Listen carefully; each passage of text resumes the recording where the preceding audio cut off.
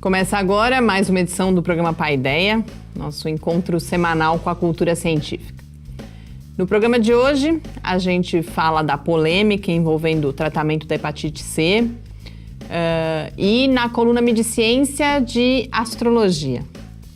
Na entrevista, a nossa convidada é a antropóloga Clarice Kohn, do Departamento de Ciências Sociais da UFSCar, que fala sobre a questão indígena no Brasil a partir de diferentes pontos de vista. Fique com a gente.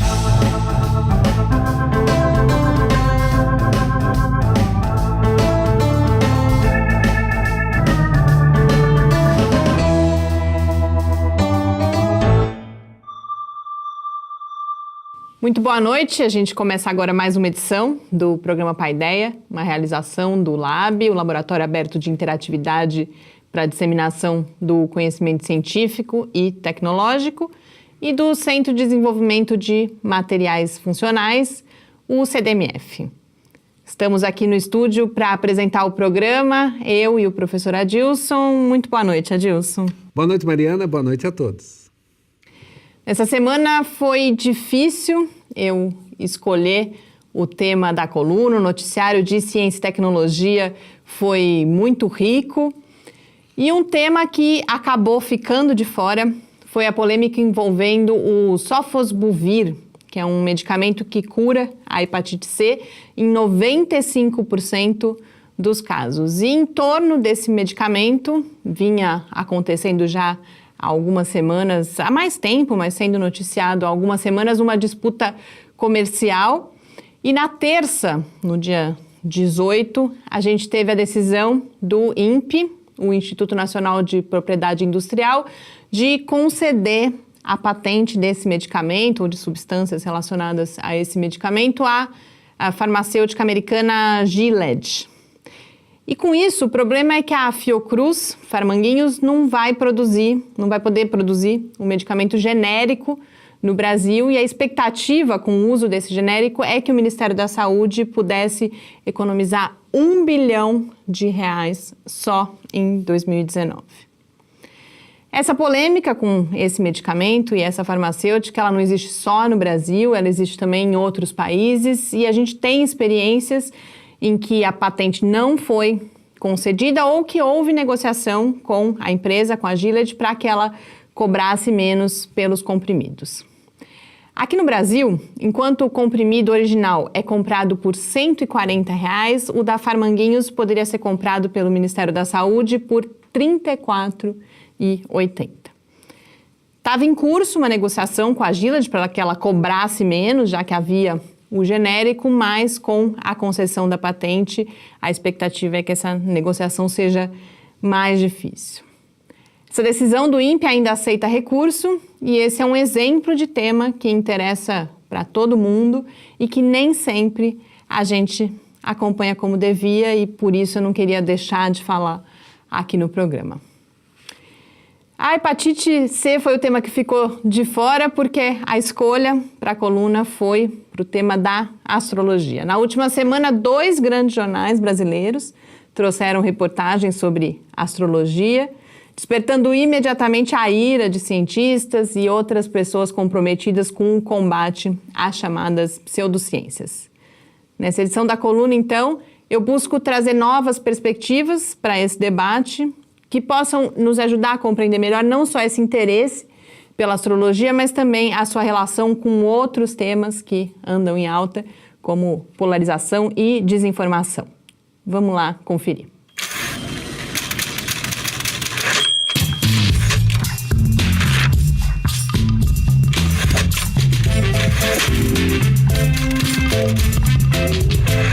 Na última semana, quase no mesmo dia, o Globo e a Folha de São Paulo publicaram textos sobre astrologia. Rapidamente surgiram críticas raivosas e amargas de incansáveis defensores da razão contra uma massa ignorante, habitante de um planeta que, considerando evidências como essas, talvez não tenha mesmo mais saída. Ok, eu também fiquei surpresa, indignada, mas não em relação às pessoas que creem, e sim por causa da falta de qualidade e, principalmente, da irresponsabilidade dessas publicações.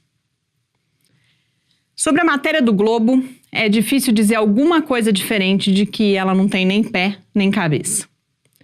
Sem uma pitada sequer de crítica, o texto reproduz citações como: em uma cultura de fatos alternativos, a verdade se tornou um conceito relativo. Como é comum quando se trata do discurso sobre astrologia, a matéria também busca aproximar a astrologia de práticas baseadas em evidências e, mais especificamente, de práticas científicas. Ao falar, por exemplo, em astrologia de resultados e em pesquisadores brasileiros que produziram um relatório onde está a citação sobre a qual eu falei.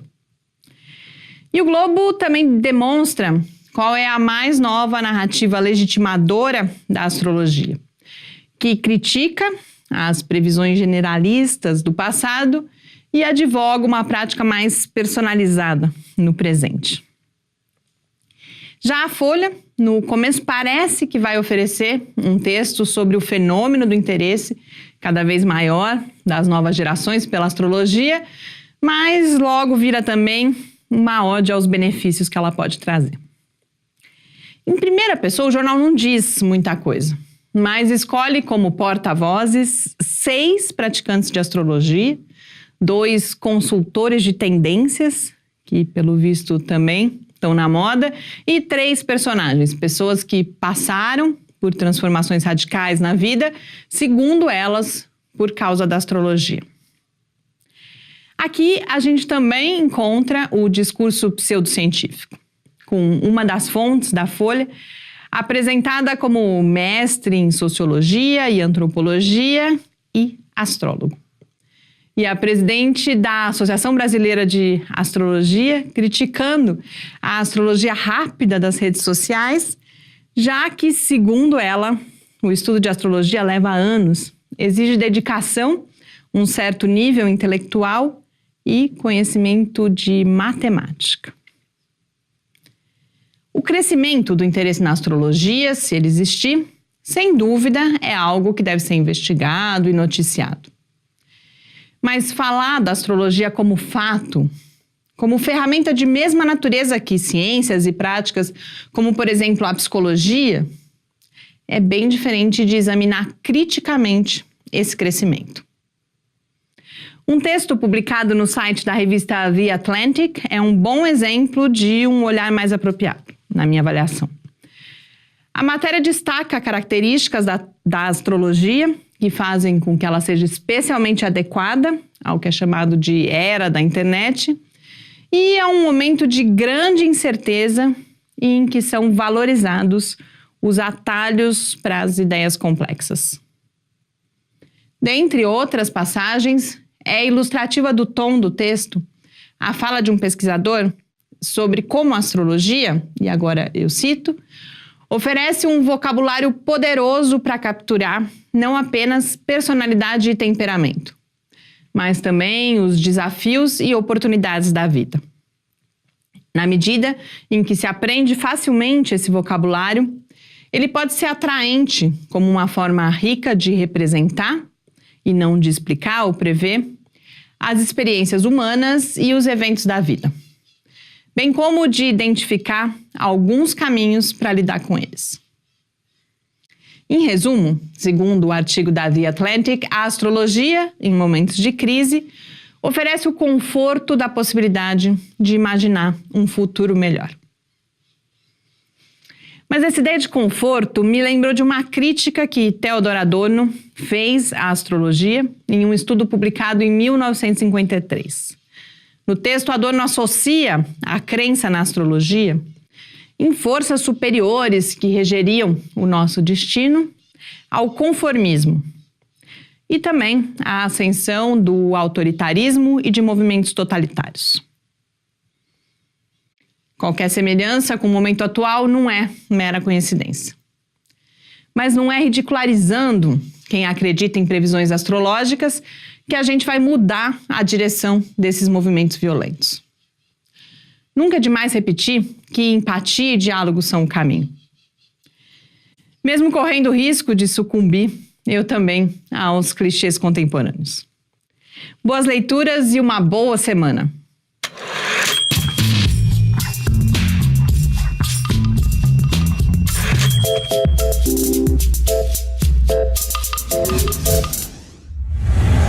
Estamos de volta aqui no Paideia.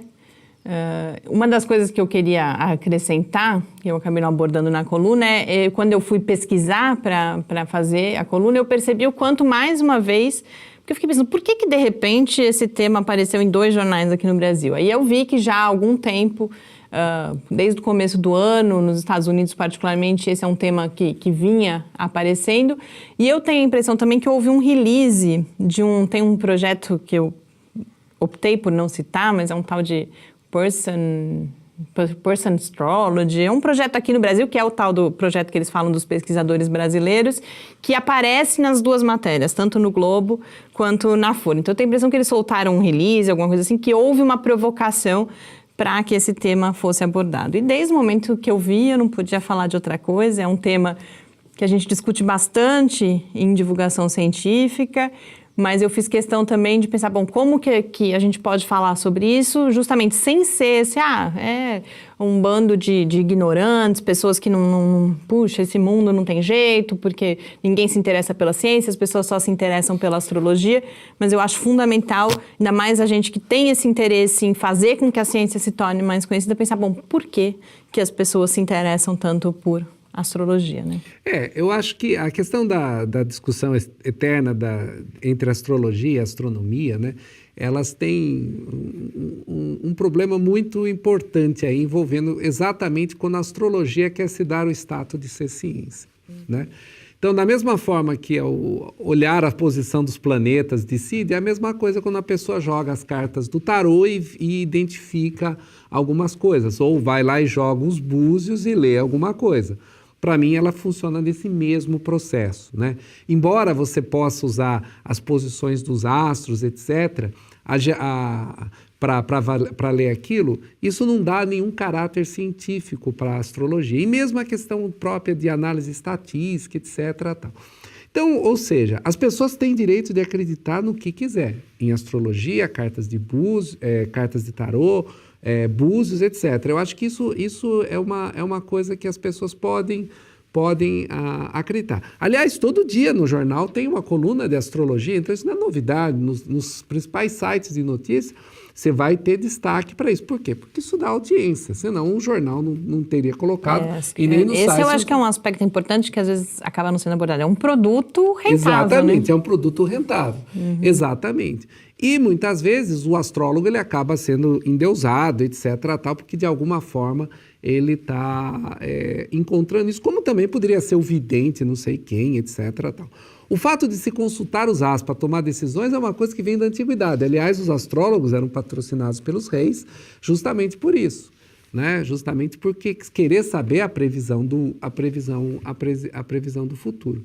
Eu acho que o maior problema é justamente na hora que quer dar-se esse caráter científico para a astrologia, que é uma forma que você está vendo, etc. Se a gente ficar só no plano da crença, é como qualquer outra crença, e qualquer crença a gente tem que respeitar, porque é uma questão individual da pessoa. Então tem a associação dos astrólogos, etc. Não tem problema, pode ter associação, não sei se existe, dos tarólogos ou outra coisa do gênero. Eu acho que quanto a isso não há o problema. O problema do destaque é que muitas vezes quando um jornal coloca isso como matéria, ele passa a credibilidade que aquele meio de comunicação tem. É a minha crítica, Exatamente. Porque esses textos eles são zero críticos. Assim, eles tratam da astrologia como mais uma ferramenta que as pessoas poderiam ter, assim como, por exemplo, elas às vezes não falam isso, é claro, mas a interpretação pode ser essa. Assim como a gente procura um psicólogo ou algum outro tipo de apoio, que são coisas completamente diferentes. Exatamente. Né? A psicologia também, alguns ramos da psicologia também são meio complicados quando também atuam, né? Ou seja, também não são muito, digamos assim, baseados na ciência e tal. E exatamente, as pessoas se interessam porque a ciência realmente não consegue dar todas as respostas para o indivíduo. Isso é uma outra coisa que a gente tem que ver. Principalmente essas questões que são ligadas ao fórum íntimo das pessoas. Né? A ciência não consegue dar o consolo, dá muitas vezes o que a religião faz esse papel, algumas correntes filosóficas, algumas outros tipos de apoio que tem. Então, nesse sentido, a gente tem que pensar que a astrologia é mais uma dessas crenças que as pessoas têm. E se aquilo faz bem para a pessoa, ela acreditar que ela nasceu, etc. Agora, a gente não precisa entrar na discussão que a astrologia usa o céu, que é de 2000 anos atrás, não usa o céu atual, que não pensa nas 13 constelações que o Sol passa na frente, ele só pensa em 12. A astrologia chama Plutão de planeta, e Plutão não é mais planeta. Se Plutão é planeta, tem mais um monte que seriam iguais, que não entram nos mapas astrais, etc. Tal. Então, ou seja, ela é uma brincadeira. Brincadeira é uma palavra muito forte, desculpe. Ela é uma crença que é uma coisa que é mais simbólica, essa relação com os astros, exatamente, do que essa relação científica. Exatamente. Se a gente fosse avaliar cientificamente, de fato, não faria o menor sentido. Mas ela não deve ser avaliada cientificamente, exatamente, inclusive. Então, né? eu acho que a discussão que a astrologia não é ciência é uma coisa que a gente tem que superar já. Da mesma forma que a gente fala de criacionismo. Vira e mexe, vem agora o design inteligente, está na mesma categoria. Né?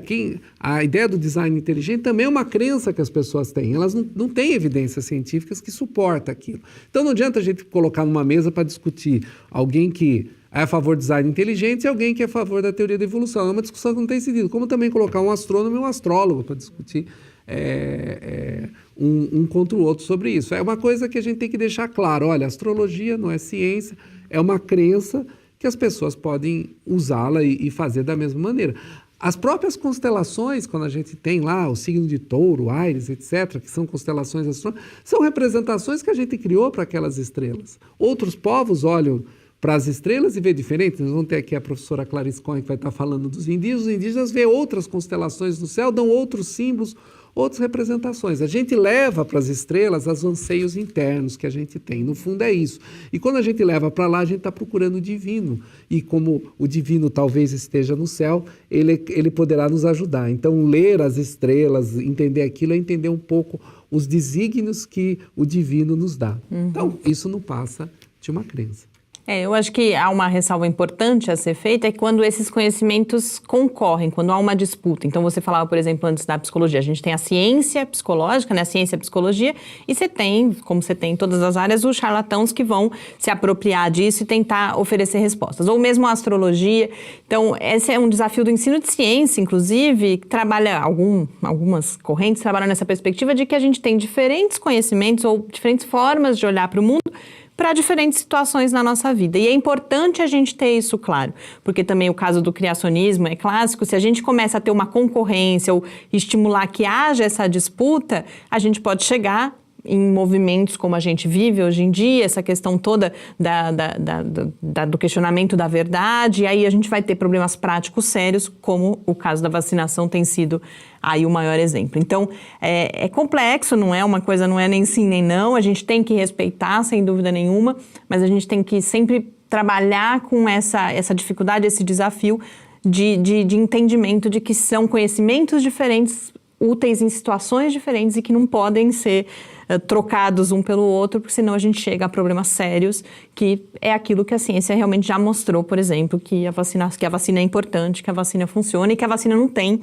no caso, por exemplo, específico, esse efeito colateral do autismo ou coisas do tipo, né? Exatamente, quando vai para essa direção. Eu estava lembrando de outra situação parecida, é quando a gente fala também de terapias quânticas, curas quânticas. Sem dúvida outra coisa que não tem nada a ver com a física quântica em si, mas empresta à autoridade da física quântica a sua profundidade como teoria fundamental da natureza para justificar um tipo de atitude, um tipo de ação. É a mesma coisa, você empresta o conhecimento astronômico, que é profundo, etc., para justificar a astrologia. Inclusive, eu não sabia, mas pesquisando para a coluna, eu vi que a física quântica é usada na astrologia também, viu? Para justificar umas coisas, eu não sabia. Isso seria fenomenal, porque até agora a física não conseguiu juntar o movimento da gravidade a astrologia resolveu com a física quântica.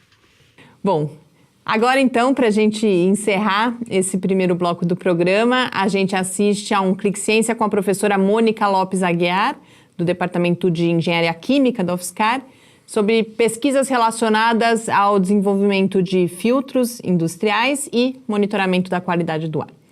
Depois a gente volta para a entrevista com a antropóloga Clarice Cohen, do Departamento de Ciências Sociais da UFSCar.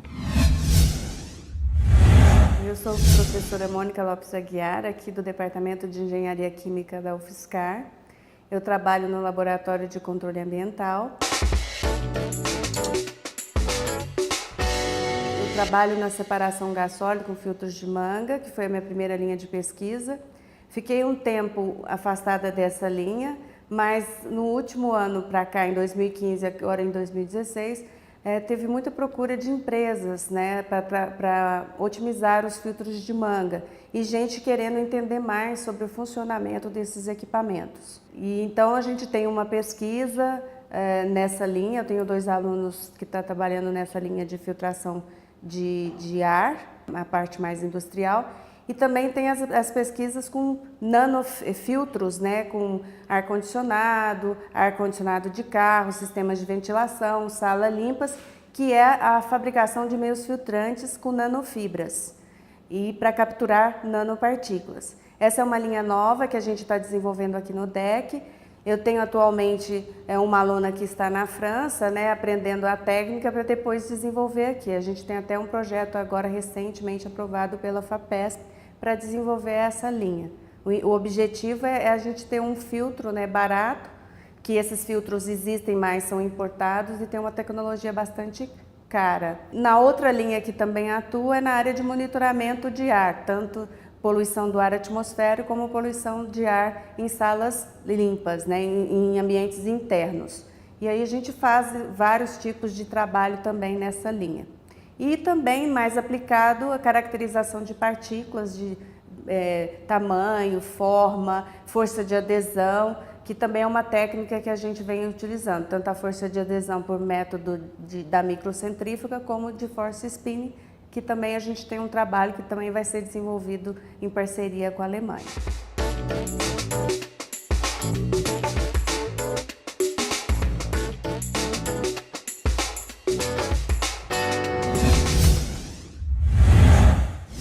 Estamos de volta aqui no Paideia. Hoje na entrevista eu converso com Clarice Kohn, do Departamento de Ciências Sociais da UFSCar, atuante no programa de pós-graduação em Antropologia Social e que é coordenadora do Observatório da Educação Escolar Indígena da UFSCar e do Laboratório de Estudos e Pesquisas em Antropologia da Criança. Clarice, boa noite. É um prazer imenso receber você aqui no Paideia hoje. Boa noite. E é um prazer imenso estar no Paideia hoje. Eu queria, em geral, a gente começa o programa apresentando a área de quem a gente está conversando, e a antropologia me parece que pode dar uma falsa impressão de que a gente sabe o que é e não, imagino que grande parte das pessoas não tenham muita clareza. Então, eu queria que você começasse apresentando a área e, particularmente, a sua área de atuação específica aí com as questões indígenas. Tá, obrigada, Mariana. É uma ótima pergunta, porque é exatamente assim. A antropologia, todo mundo acha que conhece, e a antropologia está muito na moda. Uhum. Eu me formei na década de 90 e eu sempre brinco que ninguém conhecia a antropologia. Naquela época, as pessoas quase vinham me beliscar para ver se eu era de verdade. Se era verdade que elas... existe, né? Exatamente. É verdade que eles estavam conhecendo uma antropóloga. E me perguntavam, afinal de contas, o que eu fazia da vida e tal. E nesses quase 30 anos, nesses 30 anos de atuação, aconteceu uma inversão e a antropologia, na verdade, está na moda, né? Então, todo mundo me diz ao contrário. As pessoas falam, o que é antropologia? O que você faz? Eu faço antropologia. Que lindo, eu adoro antropologia. E a antropologia, a gente define há muito tempo, desde os primórdios da antropologia, o método de estudo como etnografia, que é outra coisa que está na moda. Então, muita gente de muita área usa etnografia, né? Ou fala, eu uso etnografia para fazer as minhas pesquisas, para fazer pesquisas em várias áreas, e, inclusive, por exemplo, produção de locação, que chama, né, no cinema, enfim. Então, às vezes você... Para achar o lugar, né? Para achar o lugar, né? Então, às vezes você vê entrevistas de diretores falando, e daí a gente fez etnografia para descobrir aonde estudar e tal. Não tenho nada contra isso, quero dizer que eu fico muito orgulhosa desse sucesso todo, digamos, mas, de fato, dá exatamente isso que você disse, que é uma falsa impressão de que a gente sabe já o que é a antropologia. Só que a antropologia é muito difícil de definir. porque a antropologia, de fato, é um ramo das ciências sociais, ou como Durkheim, né, nosso pai fundador, definiu a ciência do social, e iniciou com essa ideia de que haveria uma especialidade da ciência do social com os estudos do que na época se chamava de povos primitivos. Né? E a própria antropologia, quanto mais a gente ia fazendo antropologia, eu estou falando da passagem do século XIX para o XX, isso. Quanto mais se faz antropologia, mais se descobre o que para a gente é óbvio, que hoje, né, ainda bem, e um pouco graças à antropologia que é tão óbvio assim, se descobre que não há povos primitivos. Então, tem toda uma revisão do que seria isso, que seriam as pessoas com quem os antropólogos fariam suas pesquisas. Mas, por outro lado, também a antropologia foi fazendo pesquisas em diversas outras áreas. Por exemplo, há um ramo cada vez mais forte da antropologia, que é a antropologia da ciência, né? Um estudo clássico na antropologia é um estudo exatamente em laboratórios de física.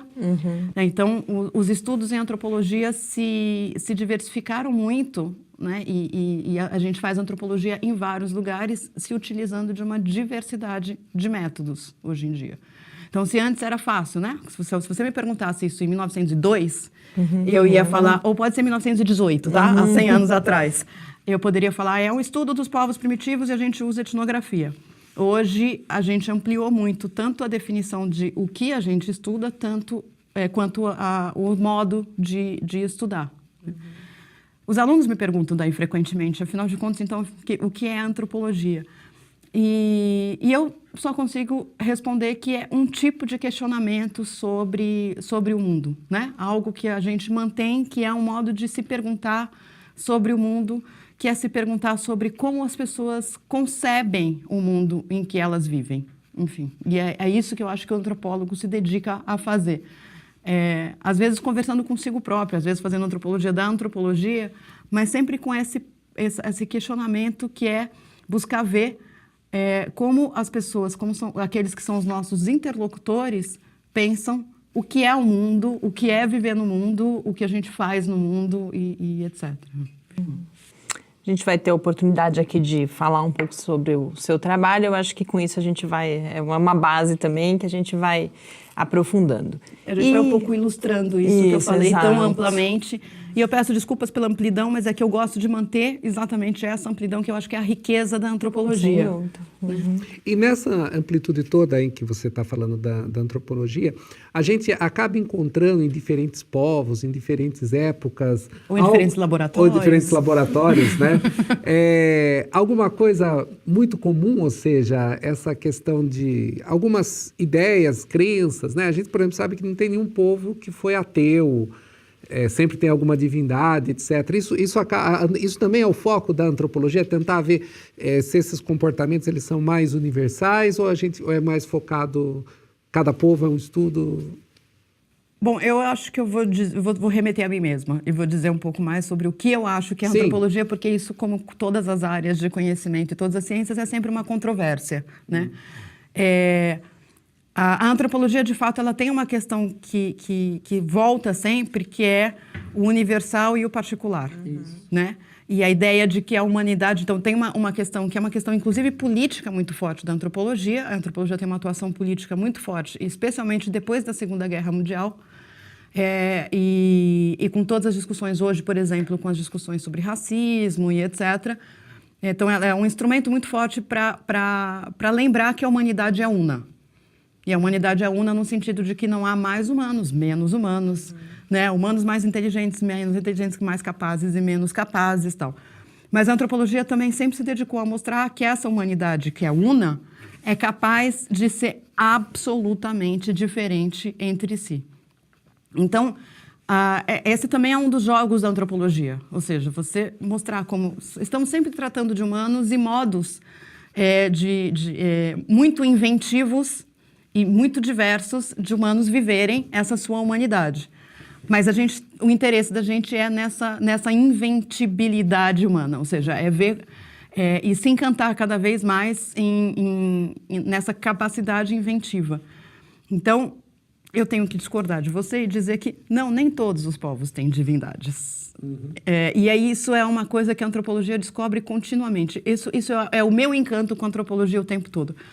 Eu costumo dizer, e isso eu falo para os meus alunos, que assim, a cada vez que a gente busca fazer uma definição como essa, qualquer uma que seja, né? Eu só aproveitei essa sua deixa. Mas qualquer uma delas... Depois você descobre que... Você sempre descobre um canto no mundo em que as pessoas não são assim. Então, não há nada generalizável. Assim, uma questão que está muito forte na antropologia hoje, desde a década de 80, que me fascina muito, e que vem com uma antropóloga britânica muito famosa, que é Stratton, que ela começou a provocar a própria antropologia dizendo: eu cheguei na Melanésia e descobri que os melanésios não acham que eles moram em sociedade ou que eles vivem em sociedade. Então, aquilo que seria a base da antropologia, né? Estudar as pessoas, como elas se organizam em sociedade, acaba. Porque a gente vai ter que repensar, porque nem sociedade é universal.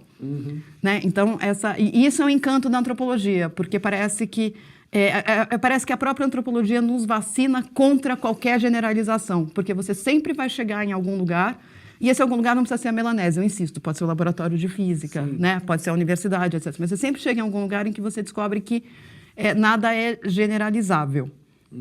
Mas há um esforço que o Claude Lévi-Strauss, que é um outro grande antropólogo, ele sempre fez essa distinção entre o que seriam as nossas pesquisas mais focadas, ou seja, o que eu faço, o que cada um dos antropólogos faz, que ele chamava de etnografia ou etnologia, né, a depender da amplitude.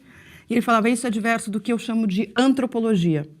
E sim, a antropologia, tal como Lévi-Strauss define, é exatamente uma busca de falar algo que seja para toda a humanidade. Né? Mas esse algo que seja para toda a humanidade não há sempre alguma coisa como divindade ou como crenças que sejam comuns ou etc. Mas algo que, no caso do Lévi-Strauss, era, e daí isso, está vendo como as coisas são, e daí a própria Stratton colocaria isso em jogo, mas no caso do Lévi-Strauss era uma busca de tentar entender por que todo mundo vive em sociedade e como se funda, por exemplo, a sociedade. Seria quase um modo antropológico de fazer alguma coisa que a filosofia política faz desde sempre. Assim, o que funda a sociedade?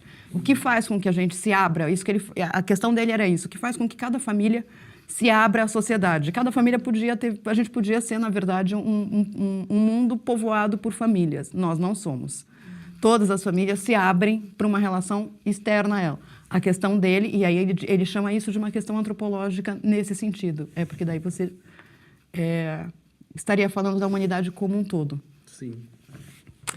Vamos falar da especificidade agora, que você vem trabalhando já há bastante tempo com os Mebengocré Xikrin, que é um povo que vive no Pará, com uma determinada língua, que é a língua G.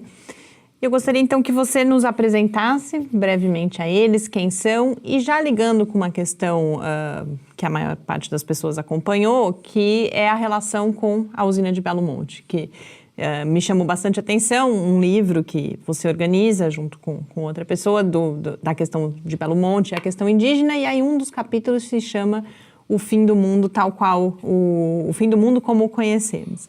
Então, que mundo é esse? Qual foi essa relação aí dos Xikrin com Belo Monte? Mas antes que você nos contasse quem são eles. Ótimo. Bom, eu sou suspeitíssima para contar quem são os Xikrin, porque, como eu digo, eu fui criada pelos Xikrin, sou apaixonada por eles, sou adornada por eles constantemente, e vocês já me viram pintada, inclusive. Eu só não estou pintada porque a tintura de genipapo vence, infelizmente. Mas os Xikrin são, então, um povo de língua G, que moram no Pará, na região de Altamira. O que eu posso contar deles? Eles são absolutamente fascinantes.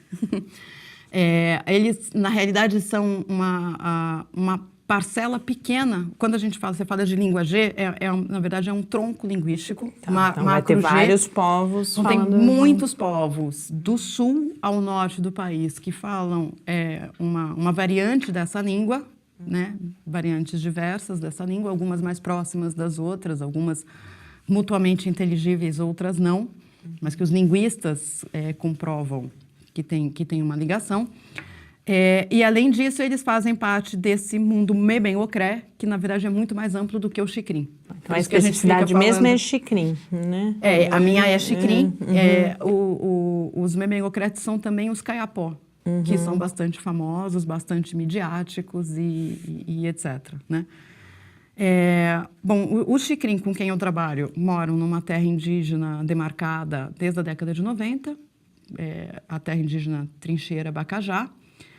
E lá eles vivem nas suas aldeias, que são elas mesmas muito bonitas. Eu vou insistir na palavra bonita porque faz parte do efeito da criação que eles tiveram em mim, porque isso é uma das coisas que a gente poderia falar sobre o Xicrim, que é a busca da beleza. O tempo todo, né? Uma dos maiores esforços do Xicrim é a busca da beleza, mas numa beleza pensada num sentido muito amplo. É uma beleza que a gente reconhece imediatamente, que é a beleza dos corpos, são os adornos, a pintura, é a beleza nas aldeias, é essa beleza.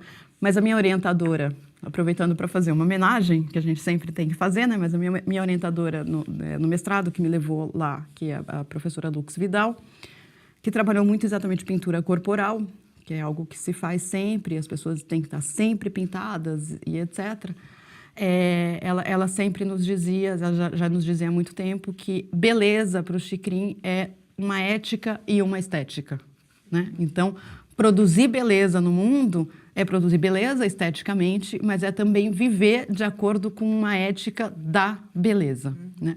Então, isso você vê em todos os lugares. As aldeias Xicrim são lindíssimas, elas são construídas num formato circular. Sempre quis saber como eles conseguem fazer aquele círculo perfeito, sempre quis fazer, nunca soube. A resposta Xicrim é muito simples, eles falam, os velhos dizem, eles estão lá no centro e dizem, você vai construir a sua casa aqui, você vai construir a sua casa aqui. E eu sempre fico pensando, mas cadê o compasso e a régua que faz com que eles consigam né, construir uma aldeia perfeitamente circular, sempre perfeitamente circular em todos os lugares.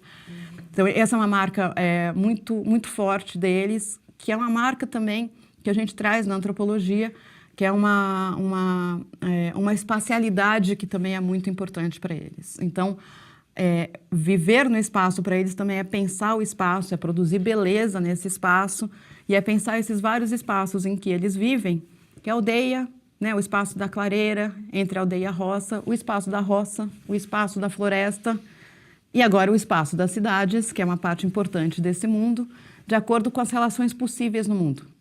Que daí é um jogo de relações, que são relações de parentesco, de aliança, né, de reciprocidade, ou relações de inimizade, guerra, e, enfim, né, e alteridade, que a gente chama, que estão colocadas em todos esses espaços de modos diversos.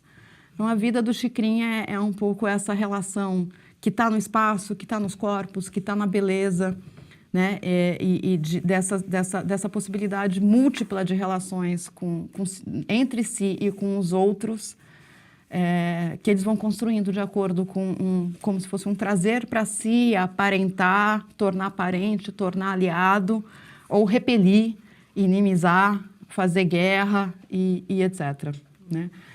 Isso está, de fato, acontecendo de um modo potencializado e muito crítico por causa da usina hidrelétrica de Belo Monte, que foi construída na região onde eles vivem e que tem uma série de impactos ambientais, mas também sociais, cosmológicos, filosóficos para o Xicrim, porque coloca esse mundo em jogo. Uhum. Então, quando eu chamei esse texto de O Fim do Mundo Tal Como Conhecemos, que é uma óbvia referência pop, né, ao título, é um pouco essa questão, assim, não é o fim do mundo para o Xicrim, então eu não gostaria de apontar isso, é uma provocação. O Xicrim, como os povos indígenas do Brasil inteiro, já resistiram a muita coisa, resistem a muita coisa e continuarão resistindo. Mas o fim do mundo tal como conhecemos é isso. É esse mundo em que eles estão tendo que reinventar esse mundo, reinventar um modo de produzir beleza, se produzir belos, produzir suas crianças belas, e de se manter nesse mundo, nesse jogo que para eles é muito importante, de poder, ao mesmo tempo, ter parentes e ter inimigos, ter aliados e ter pessoas com quem você se contrapõe, né? Faz guerra.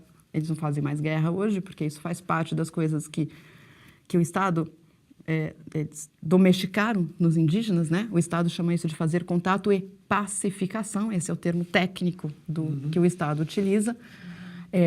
Mas eles fazem novas modalidades de guerra, né? Que pode ser manifestação em Brasília, acampamento Terra Livre e manifestações aqui na UFSCar. A gente tem uma série de manifestações desse tipo e tal.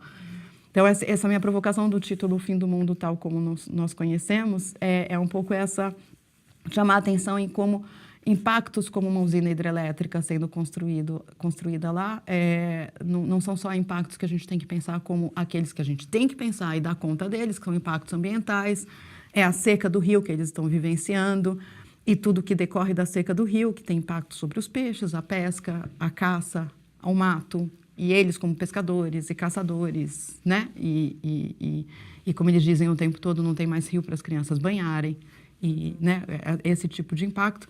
Mas também um impacto, digamos, filosófico, que é essa necessidade de repensar que mundo é esse em que a gente vive agora e como a gente vai viver mantendo, né, sendo xicrim nesse mundo agora. E qual o tamanho, mais ou menos, da população xicrim nessa região? Cerca de 1.100 pessoas na terra indígena Trincheira Bacajá.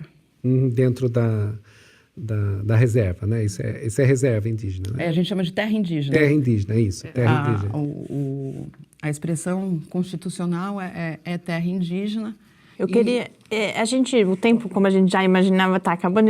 Não está acabando, não é possível. É verdade, Clarice. A gente tinha combinado. Não queria que a gente perdesse a chance de falar. Você mencionou a UFSCar e essa questão da presença indígena na educação superior e muito particularmente o nosso caso aqui, o Programa de Ações Afirmativas, que completou 10 anos. Eu vi que, inclusive, você fez um artigo reflexivo sobre esses 10 anos da presença indígena aqui na UFSCar. Queria que você comentasse, olhando principalmente para a questão de o que mudou na universidade desde então. Bom, eu posso começar autorreferida de novo e dizer que eu tenho um enorme orgulho de ter feito parte desse programa desde o seu início.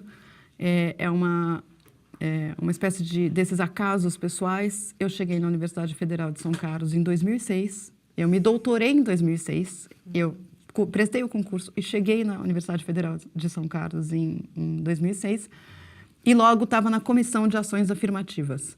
É algo que só acontece na nossa UFSCar, né? Eu nunca imaginaria que uma professora recém-ingressante podia estar numa comissão tão importante. A comissão já fazia um trabalho há bastante tempo, mas o que acontecia era exatamente que não havia um trabalho ainda reflexivo sobre indígenas. Porque, na realidade, eu fui a primeira professora a ingressar nessa universidade que já tinha uma reflexão sobre indígenas, atuava como etnóloga na etnologia indígena, na antropologia com indígenas, mas também tinha uma atuação de muito tempo no que diz respeito à educação escolar indígena, só que não ainda no ensino superior. Uhum. Então, para mim, foi um enorme acaso, delicioso, na verdade, e que de fato, que me abriu portas, que me fez repensar minha própria atuação, porque foi quando eu percebi que a gente mantinha uma atuação na educação escolar indígena via antropologia, pensando em ensino fundamental e médio, e como a gente mesmo, na antropologia, não tinha ampliado esse escopo, né, de formação escolar para indígenas. E daí, enfim, vi nascendo esse nosso programa, e ainda tive o privilégio de fazer parte daí das primeiras experiências no nosso grupo gestor das ações afirmativas. E aí, então, eu quero apontar que a Universidade Federal de São Carlos foi, né, e foi sempre reconhecida como uma das universidades inovadoras em fazer uma ação que a gente sempre visou acesso e permanência de estudantes indígenas na universidade. Nós fomos referência por muito tempo, somos anteriores à lei de cotas, né? Então é uma experiência anterior à lei de cotas. E como a gente sempre pensou o nosso programa de ações afirmativas no que diz respeito a indígenas como uma universidade federal, ou seja, uma universidade que receberá, então, indígenas de todo o país, isso é uma coisa que foi definido desde o início e que não é o que ocorre em todas as universidades. Outras universidades delimitam regiões, mais delimitam próximas, povos, né? Ou delimitam cursos. Né? A gente universalizou no sentido do amplo, né? do termo, assim. Então, era indígenas de todo o país e em todos os cursos. Isso significa que a gente tem uma diversidade única de estudantes indígenas nessa universidade, né? Porque a gente tem, de fato, indígenas que vêm de uma diversidade de lugares do Brasil, falando línguas bastante diferentes, com uma situação, uma experiência histórica muito diferentes. E eu gosto sempre de lembrar que falando línguas muito diferentes significa, inclusive, indígenas que são monolíngues em português, por causa dessa experiência histórica. Enfim, e que trazem, portanto, uma riqueza para a universidade, que é essa percepção que a gente tem aqui, a gente vê andando pela universidade, essa diversidade indígena que faz parte do nosso Brasil, né? E eu acho que eles vivenciam muito, eles criaram o Centro de Culturas Indígenas, então eles vivenciam muito também, entre eles, essa outra diversidade, que é a diversidade formativa, com que eles estão lidando, né? Então, indígenas que se formam nos 3 centros da nossa universidade, nos 4 campi da nossa universidade, que têm essas experiências universitárias muito, muito diversas também. Mas além dos indígenas, enfim, o nosso programa de ações afirmativas, é que eu comecei falando dos indígenas porque, como eu contei, foi assim que eu entrei na Comissão de Ações Afirmativas, foi assim que eu atuei, né? Assim, pensando o tempo todo, eu lembro que nas primeiras reuniões eu achava que as pessoas estavam só esperando que eu falasse, e os índios? E os índios? Eu imaginava que as pessoas... Cada vez que eu fazia... Papel, era esse meu papel, né? Cada vez que eu fazia assim, as pessoas falavam, lá vai ela falar, e os índios? Né? Mas, enfim, o nosso programa de ações afirmativas é amplo, né? Sempre foi pensado em termos amplos, porque foi pautado pela ideia de que a gente vai reservar vagas para egressos do ensino médio público, sejam eles quem forem, né? E nessa parcela de vagas do ensino médio público havia daí a reserva de vagas específicas para negros, pretos, pardos, autodeclarados. Né? E o que eu acho que e agora falando como professora, eu estava falando isso recentemente, isso é visível nas nossas salas de aula. Isso é visível, acho que no campus, no nosso campus de São Carlos, mas nos 4 campi, a gente vê as pessoas andando e etc. Mas isso é absolutamente visível na sala de aula, sensível na sala de aula, porque a gente tem uma diversidade hoje de estudantes muito grande, né? Então, eu acho que a universidade, enfim, enriqueceu muito com essa diversidade. Na antropologia, a gente vê... Enfim, o que acontece com a antropologia? O que não é fácil, né? É que as pessoas que...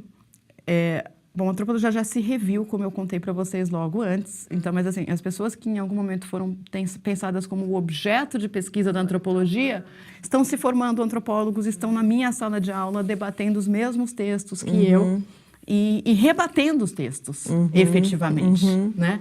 Então, a gente tem uma amplitude dessas discussões em todas as áreas.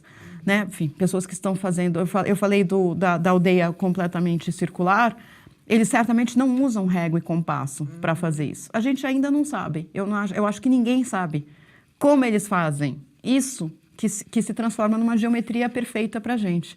Então, alguém que está fazendo matemática, imagina um xicrim fazendo matemática, ele pode dar uma dimensão de uma matemática que não é a matemática que a gente conhece. Uma matemática sem régua e compasso, imaginemos. Né? Uma matemática que não é geométrica tal como a gente imagina a matemática. Né? Eu acho que esse é um ótimo exemplo. A gente sempre fala, quando fala das ações afirmativas, ou falava lá atrás, há 10 anos, de como o próprio conhecimento seria transformado. E eu acho que você traz aqui, quando fala da sala de aula, concretiza muito como isso vem acontecendo. Mas eu gostaria também de lembrar de uma coisa antes do infelizmente. Rapidinho. Porque eu acho que todos nós saímos transformados, né? A universidade sai transformada. Claro. Eu acho que nisso a gente ainda tem um passo maior para dar. Talvez eu gostaria de convidar a todo mundo da nossa universidade a procurar dar o passo a mais, tentar entender o que é uma matemática sem régua e compasso. Meus colegas mesmos, eu mesma, tentar ver o que é a antropologia que tem esses interlocutores e tal. Mas eles saem muito transformados também, todos eles. Eu não posso falar de todo mundo que está aqui por ações afirmativas, mas eu queria lembrar uma outra coisa, que os nossos estudantes indígenas fizeram o primeiro encontro nacional de estudantes indígenas, que está indo para a sua 5ª edição hoje, porque ele é itinerante. E os nossos estudantes indígenas também fizeram, né, e a gente fez juntos, a segunda SBPC indígena. Então, também há nessa possibilidade uma outra possibilidade de reflexão sobre si mesmo, sobre as suas condições, e uma outra possibilidade de mobilização política. Então, acho que esse enriquecimento é vivenciado por todos nós. Né? Infelizmente, não é só vício de linguagem, mas felizmente, depois que acabar o programa, a gente pode continuar conversando aqui, apesar da gente ter passado por 1/3, se é que chegamos a 1/3 dos temas que a gente tinha elencado, aprendi demais. Quero agradecer muito, espero que a gente tenha várias outras oportunidades de conversar aqui no Pai Ideia. A gente tem uma pauta maior, a gente combina outros Logo encontros. a gente já combina. Então, muito obrigada, Obrigadíssima a Clarice. vocês, parabéns pelo programa. Estou muito feliz de estar aqui hoje. Eu conversei com a professora Clarice Kohn, do Departamento de Ciências Sociais da UFSCar. E com isso a gente termina esse programa. A gente volta na próxima terça, mas, como você já sabe, pode nos acompanhar aí pelas redes sociais e também pelo e-mail cliqueciência@ufscar.br. Muito boa noite. Uma boa noite a todos. Boa noite.